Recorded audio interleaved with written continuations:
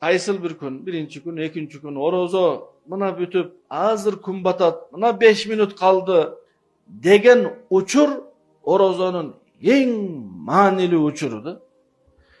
Элестетиңиз, 15 saat жеген жоксуз. Кээ бир адамдар өтө тамакты жакшы көрөт, чын.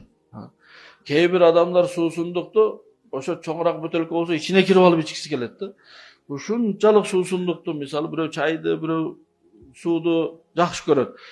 Бирок 5 минут калган, дасторконго коюп койгон, муздатылган өзү жакшы көргөн ичимдик, өзүгө жаккан тамак, мөмө жемиштер, өзү орозодо кичине ач көз болобуз да, базарга барсак баарын сатып алабыз да. Дасторконго коюп күтүп турат. Улам саатты карайбыз. Улам саатты карайбыз.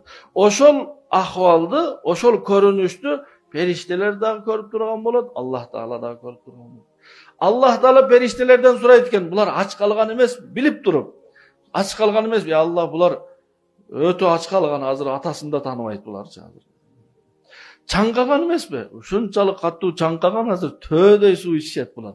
Анан эмне ичпейт анан десе, я Аллах, сенин өкүмүңдү күтүп турушат. Сен таң аткандан күн батканга чейин деп айттың эле, буларда Насаат медиа боюнча күн бата элек ал.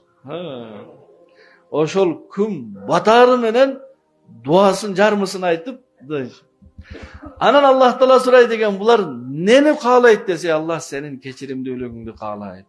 Эмнеден коркот десе, Аллах булар тозоктон коркот. Аллах Таала периштелерди күбө кылып айтат экен, силер күбө болгула, корккон нерселерден сактадым, тилеген нерселерин бердим дейт экен. Ошого орозодо ооз ачардагы бул көрүнүштү колдон чыгарбаш керек.